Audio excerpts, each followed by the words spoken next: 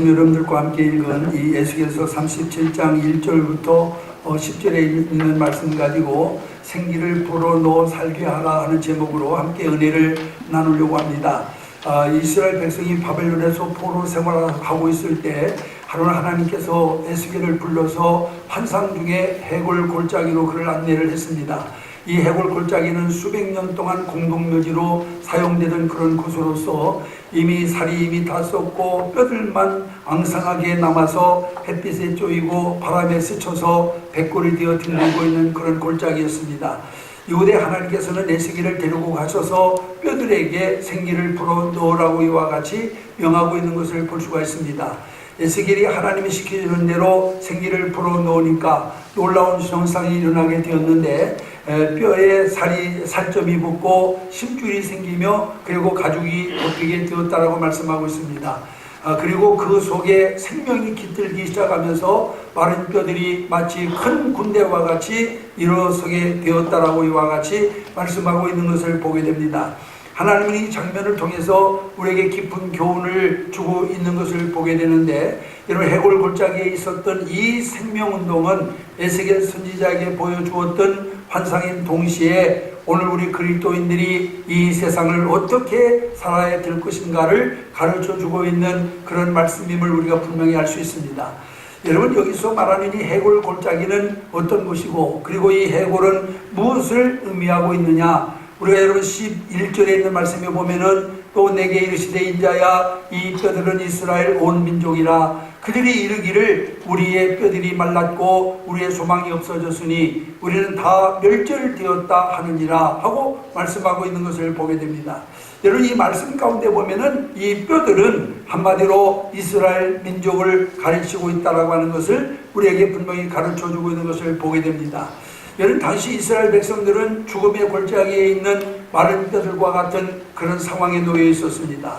이스라엘의 수도 예루살렘은 바벨론 제국에 의해서 짓밟히고 그리고 성과 성전이 완전히 무너져 버리고 많은 백성들은 바벨론의 포로로 잡혀가서 노예나 다름없는 그런 삶을 살고 있었습니다.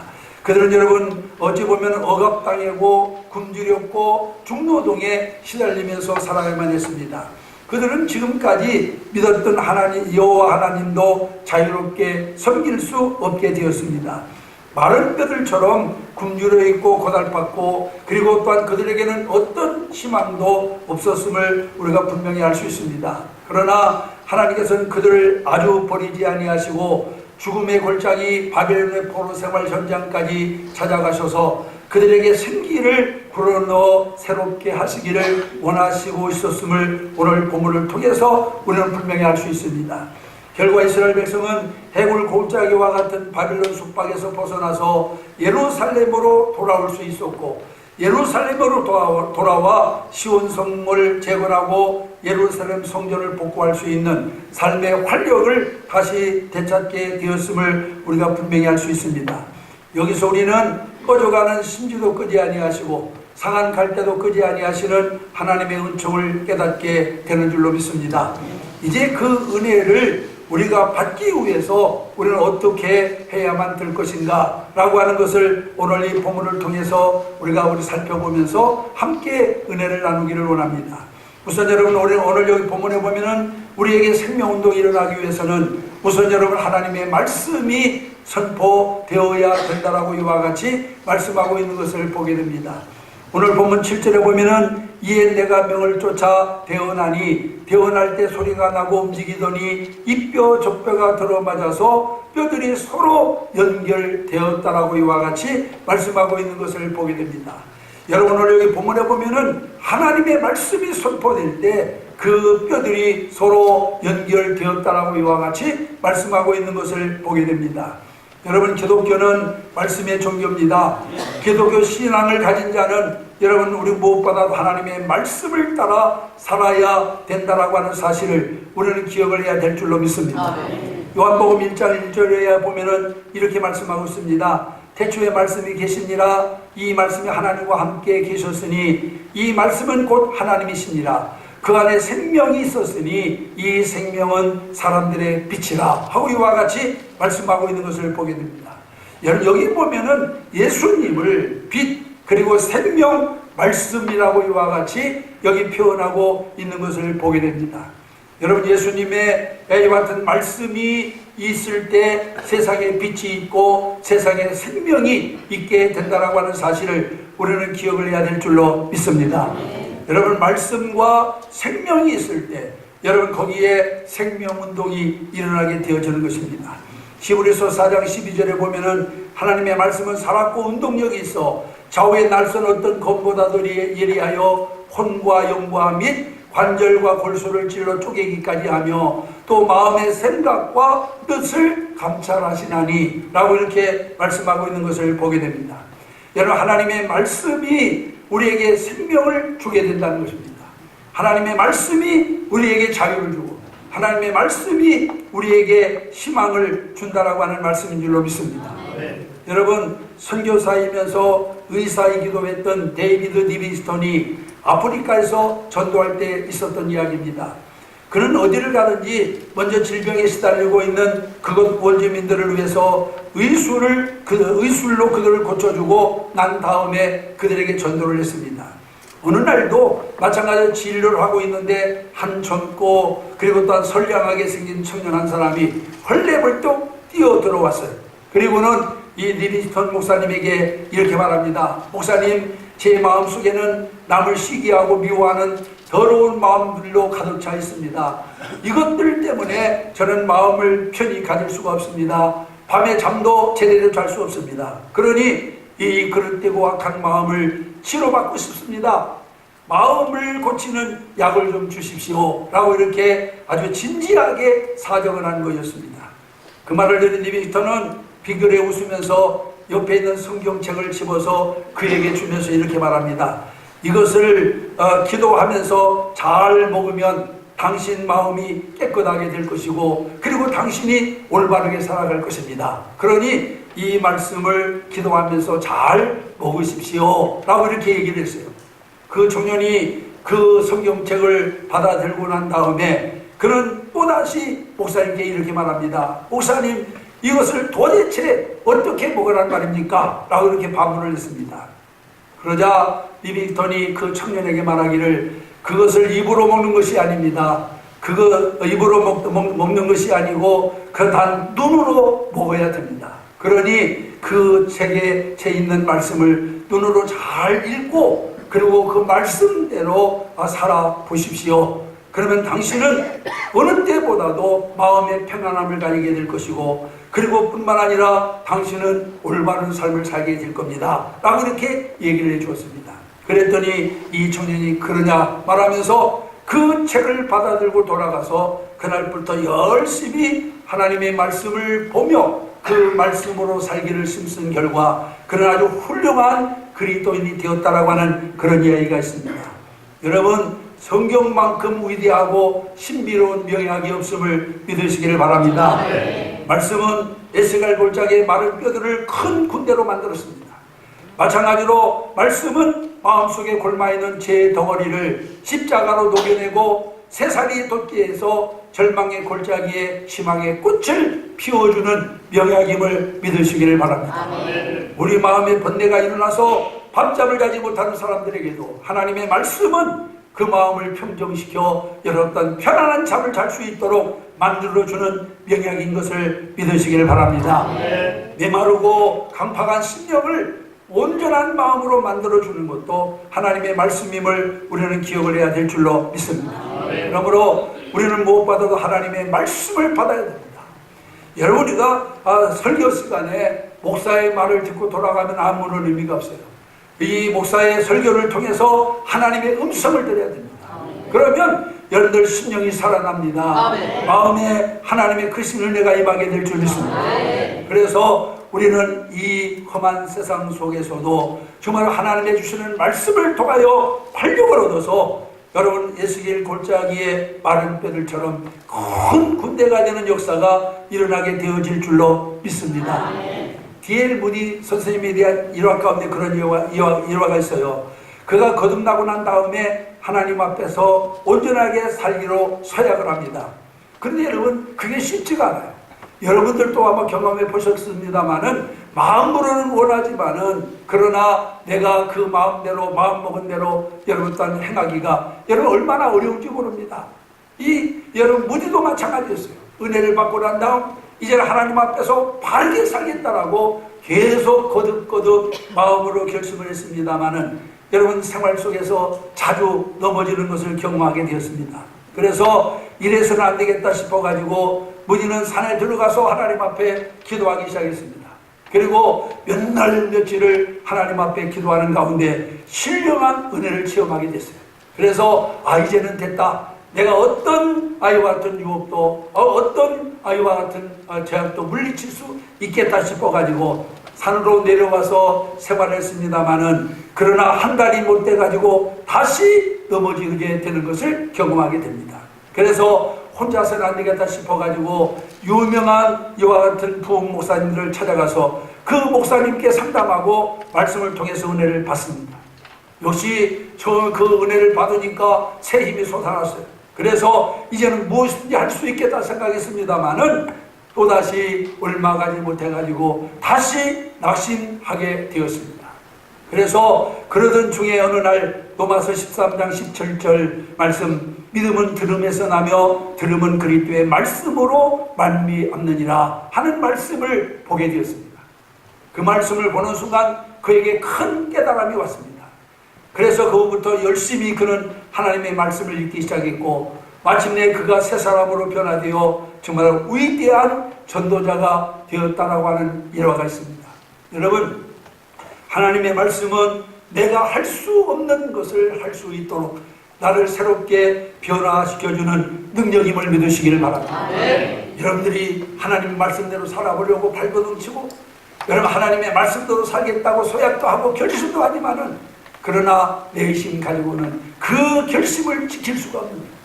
여러분, 우리가 하나님의 말씀이 나를 새롭게 할 때만이 온전히 우리가 여러분 하나님의 말씀을 따라 살 수 있는 능력을 가지게 되는 줄로 믿습니다. 그래서 이제는 하나님의 말씀을 통하여 여러분의 삶의 활력을 얻어 에스겔 골짜기의 마른 뼈들처럼 삶의 활력을 되찾는 여러분들이 되시기를 주님의 이름으로 축원합니다. 그 다음에 두 번째로는 생기를 불어 넣었다라고 말씀하고 있어요. 오늘 본문 10절에 보면 이에 내가 그 명대로 대언하였더니 생기가 그들에게 들어가매 그들이 곧 살아 일어나서 서는데 극히 큰 군대더라. 그렇게 여기 말씀하고 있습니다. 여러분, 뼈들이 연결되었다고 해서 살아 움직이지 않습니다. 심줄이 생기고 살이 덮였다고 해서 살아 움직이지 않았습니다. 하나님께서 저들 속에 생기를 불어넣었더니 저들이 살아 움직이고 일어섰다라고 성경은 말씀하고 있는 것을 기억하시기를 바랍니다. 여러분, 생기는 하나님의 영입니다. 곧 성령을 가르칩니다. 성령을 불어넣었더니 비로소 그들이 살아 움직이고 일어나 큰 군대가 되었다라고 했습니다. 여러분, 오늘 우리는 성령으로 충만해야 될 이유가 바로 거기에 있습니다.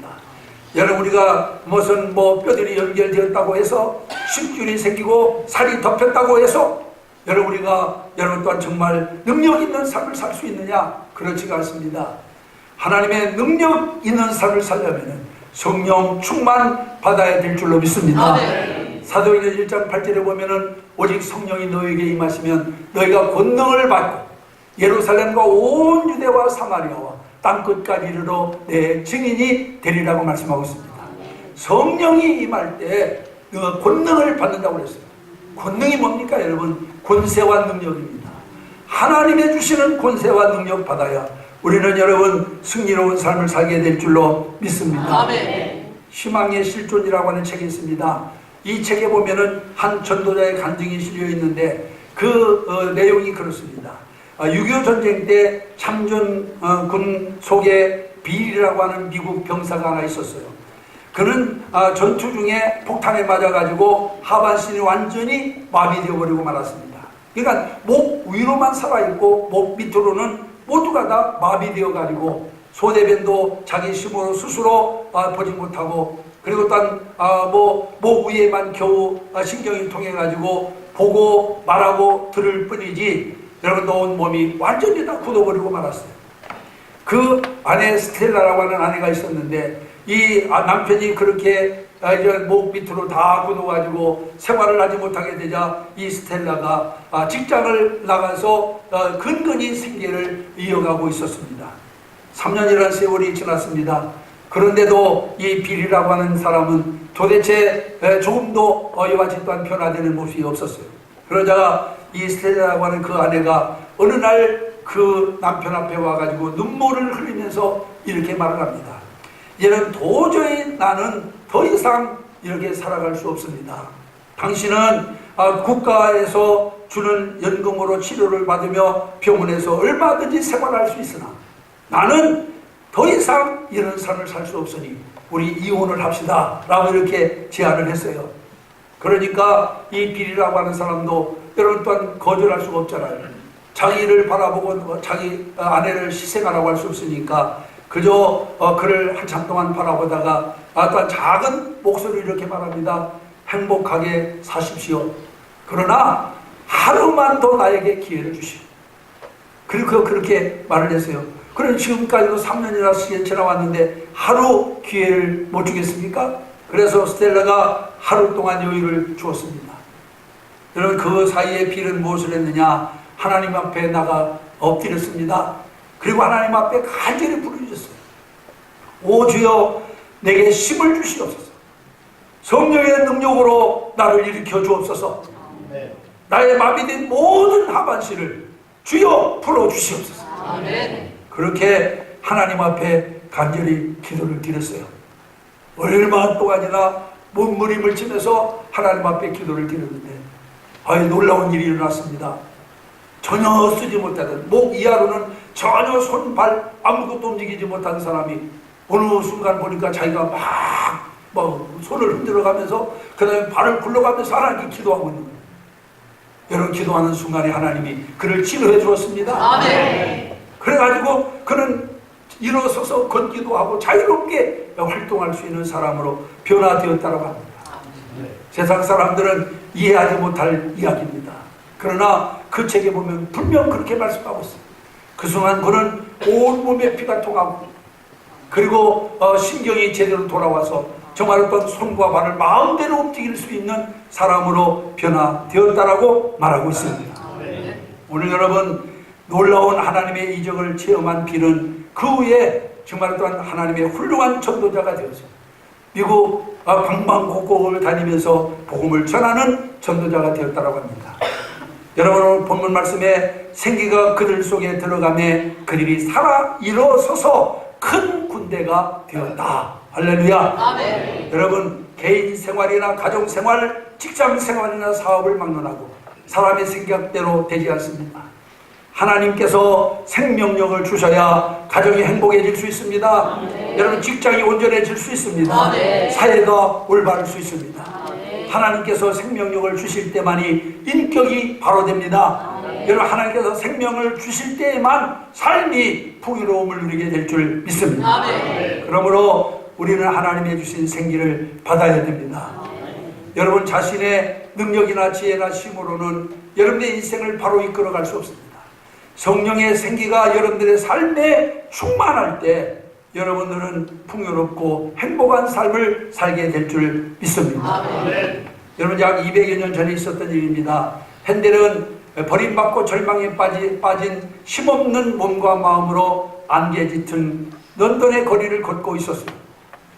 지난날에 화려했던 그런 영광을 다 말라버리고 무거운 마음과 힘겨운 그런 인생의 짐만 그에게 가득 이와 같이 또한 안겨져 있었습니다. 추운 겨울 거리를 헤매다가 집에 돌아오 보니까 책상 위에 소포 보따리 한 개가 놓여 있었습니다. 그것을 풀어보니 젠 낸스라고 하는 사람이 쓴 음악의 가사가 거기에 들어 있었습니다. 핸델은 그것을 힘없는 손으로 펴서 한 장 한 장 읽기를 시작했어요. 하나님이 가라사대 너희는 위로하라. 내 백성을 위로하라. 보라 처녀가 잉태하여 아들을 낳을 것이요 그 이름을 임마누엘이라 하리라 하는 말씀 등 이런 말씀들이 계속 쓰여져 있습니다. 성경 말씀으로 이어진 그 가사를 읽는 순간 그 지치고 좌절되었던 핸델의 마음속에 신령한 영감이 넘쳐나기 시작합니다. 핸델은 즉시 피아노 앞으로 가서 앉았습니다. 그리고 곡을 쓰기 시작했습니다. 그는 완전히 하나님의 영감에 사로잡혀서 3주 동안 거의 먹지도 않고 거의 자지도 않으면서 계속 여러분 또한 그가 곡을 쓰기 시작했는데, 그가 쓴 작곡, 이 곡이 온 인류에게 사랑과 하나님의 영광을 나타내는 오라토리오 메시아인 것을 우리가 알 수 있습니다. 여러분, 아무리 여러분 혹심한 절망과 낙심 중에도 하나님의 생기를 받으면 그 삶에 희망이 넘치게 되는 줄 믿습니다. 네. 아무리 삶이 메말라도 하나님의 생기를 받으면 그 삶이 풍요로워질 줄 믿습니다. 네. 이제 행여나 여러분들의 심령이 메말라 있습니까? 여러분들의 심령이 답답합니까? 여러분들의 심령이 정말로 어둠처럼 절망에 빠져 있습니까? 하나님의 생기를 받으시기 바랍니다. 성령의 충만함 받으면 여러분들 심령 속에서 활력이 넘쳐나게 될 줄 믿습니다. 오늘 메마른 이 해골 골짜기 정말 어떤 그 메말라 뒹구는 이 뼈들이 여러분 생기가 들어가자 큰 군대가 되었다고 했습니다. 이제 우리 사랑하는 모든 성도들이 여러분 해골 골짜기의 많은 뼈들이 생기를 받아 군대가 된 것처럼 여러분 또한 하나님의 주시는 또한 생명의 능력을 받아서 승리로운 삶을 살아가게 되시기를 주님의 이름으로 축원합니다. 마지막 세 번째로 오늘 여기 본문에 보면 해골 골짜기에서 나왔다라고 말씀하고 있어요. 13절 보세요. 내 백성들아, 내가 너희 무덤을 열고 너희로 거기서 나오게 한즉 너희가 나를 여호와인 줄 알리라 하고 말씀하고 있습니다. 비록 생명이 소생했지만은 해골 골짜기에 그대로 머물러 있다면은 아무런 힘도 값어치도 발휘할 수 없습니다. 여러분, 해골 골짜기에서 나와야 됩니다. 오늘 본문 말씀에 그들이 그곳에서 나왔다고 했습니다. 이와 같이 구원받은 성도는 결코 교회 안에서만 머물러 있어서는 안 되는 것입니다. 교회 안에서 얻은 하나님의 생기를 안고 교회 밖으로 나가서 그리스도인됨을 나타내야 될 줄로 믿습니다. 교회 안에서 얻은 신앙의 체험을 교회 밖에서 생활로 연결해야 될 줄로 믿습니다. 그런데 오늘 많은 성도들은 교회 안에서의 신앙, 교회 안에서의 능력만 가지고 있습니다. 이것이 실제적인 생활로 연결되지 못하고 실제적인 삶으로 연결되지 못하기 때문에 우리는 여전히 연약한 자리에 머물러 있는 겁니다. 이제 우리는 교회 안에 머물러 있어서는 안 됩니다. 교회 안에서 얻은 하나님의 생기를 안고 교회 밖으로 나가서 이제는 여러분 우리가 하나님의 자녀인 것을 모든 사람들에게 나타내며 사는 자가 되어야 될 줄 믿습니다. 여러분, 초대교회가 그토록 왕성하게 부흥할 수 있었던 이유가 무엇입니까? 교회 안에서 얻은 신앙의 체험을 교회 밖의 생활로 연결시켰기 때문에 여러분, 초대교회는 놀라운 역사를 이루게 되었어요. 교회 밖에서 그리스도의 증인이 됨으로 인해서 초대교회는 놀라운 부흥을 이루게 된 것을 믿으시기를 바랍니다. 여러분, 예루살렘에서 시작된 초대교회 그대로 온갖 박해를 받았습니다. 도저히 예루살렘에서 살 수가 없었어요. 그래서 예루살렘 밖으로 뿔뿔이 흩어졌습니다. 그런데 흩어질 때 몸만 흩어진 것이 아니라 복음을 안고 흩어졌어요. 그래서 가는 곳마다 복음을 증거했습니다. 그래서 여기서부터 세계 선교의 기틀이 마련된 줄로 믿습니다. 여러분, 하나님께서는 오늘 우리들을 부르셔서 해골 골짜기에 하나님의 생명, 하나님의 생기를 불어 넣으라고 말씀하십니다. 그리고 그 골짜기에서 나오라고 말씀하십니다. 이제 우리가 하나님의 은혜를 받았습니다. 이 은혜를 가지고 여러분 우리가 세상으로 나가 그 받은 은혜대로 살아가는 자가 되어야 될 줄 믿습니다. 그래야 우리의 삶이 변화되고 여러분의 생활이 변화되고 여러분의 사업이 변화되고 여러분의 가정이 변화됩니다. 그런데 여러분, 신앙은 교회에 와서만 신앙 가지고 교회 밖에 나가면은 불신이나 다름없는 그런 자세를 가지고 우리가 살아가니까 여러분, 가정도 변하지 않습니다. 사업도 변하지 않습니다. 생활도 변하지 않습니다. 1833년 신화론을 주장하던 영국의 찰스 다윈이 자기의 이론을 증명해 보겠다라고 인간과 원숭이의 중간 상태를 찾아 나섰어요. 여러분, 원숭이가 인간이 됐다라고 그러면은 원숭이도 아니고 인간도 아닌 중간 모습이 있어야 될 거 아니에요? 근데 그것이 없기 때문에 이 진화론에 대해서 많은 사람이 반박을 해보니까 이것을 증명해 보이겠다고 찰스 다윈이 이제는 그 중간 물체, 이 원숭이와 그리고 인간의 중간 물체를 찾기 위해서 그가 나서게 되었습니다. 그가 간 곳은 남양군도였는데 남양군도에 가보니까 다윈은 거기에서 대단한 그런 이와 같은 미개한 식인종들을 발견하게 됩니다. 그들의 생활은 거의 짐승에 가까울 정도로 원시적이었어요. 다윈은 이러한 인종은 결단코 개화되거나 발전될 수 없는 부류의 인종이라고 확신을 합니다.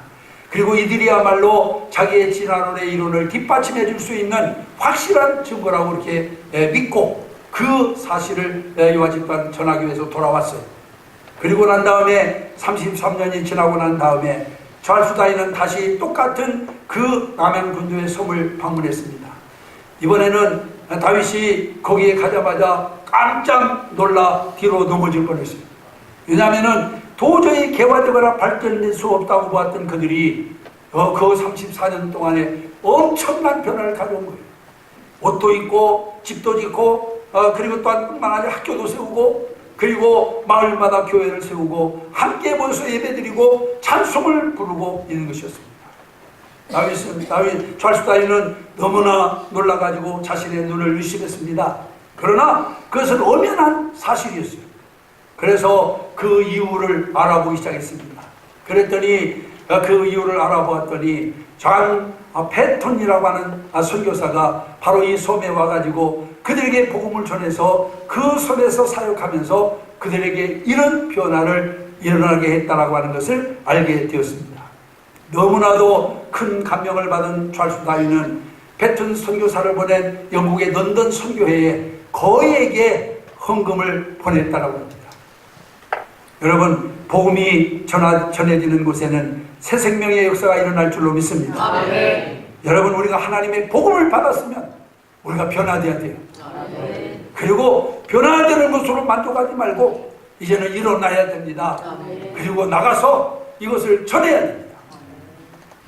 이제 우리는 여러분 또한 더 이상 사명의 잠에서 우리는 머물러 있어서 안 되고 사망의 잠에서 깨어 일어나, 기도의 잠에서 깨어 일어나, 봉사와 헌신의 잠에서 깨어 일어나야 될 줄로 믿습니다. 아멘. 그리고 주님과 함께 십찬 전 행진을 시작해야 될 줄 믿습니다. 아멘. 그러면 우리의 삶에 활력이 넘치게 될 것이고 여러분 삶에 놀라운 변화와 축복이 임하게 될 줄 믿습니다. 아멘. 내가 믿음이 있다라고 하면서도 그 믿음대로 살지 못하기 때문에 내 삶에 아무런 변화도 일어나지 않는다. 이제 정말 내가 이 세상을 변화시킬 수 있는 생명의 복음을 받았으면 이 복음을 내 삶의 노정이 삼아서 그 말씀대로 살면 내 삶이 바뀌게 될 줄 믿습니다. 아멘. 오늘 아침 2부 예배 참여하신 사랑하는 성도 여러분, 여러분 자신은 어떻습니까? 여러분, 우리들의 상황이 아굴골짜기의 상황과 여러분 같지 않습니까? 삶의 희망을 잃고 절망 속에 빠져 있고 삶의 풍요를 잃어버리고 마른 뼈와 같이 메말라 있고 그리고 여러분 또한 뿐만 아니라 삶의 생기를 잃고 해리에 빠져 있지 않습니까? 이런 사람들에게 있어서 명약이 뭐예요? 하나님의 말씀입니다. 하나님의 말씀을 들어야 됩니다. 생기를 받아야 됩니다. 그리고 여러분은 나가서 일어나서 나가서 그리스도의 증인된 삶을 살아야 될 줄 믿습니다. 그러면은 여러분의 삶에 놀라운 활력이 넘치게 될 것이고 여러분뿐만 아니라 새로운 하나님의 은혜가 충만해서 주님께 영광 돌리는 복된 삶을 살게 되어질 줄 믿습니다. 그래서 우리는 이제 믿는다라고 하는 형식만 가진 자가 아니라 정말로 실제적인 하나님의 생명의 능력을 힘입어서 정말로 하나님의 자녀로서 늘 승리로운 삶을 살아가는 여러분들이 되시기를 바라면서 이 말씀 잠시 증거해 드렸습니다. 기도하겠습니다. 이 시간 다 같이 우리 합심해서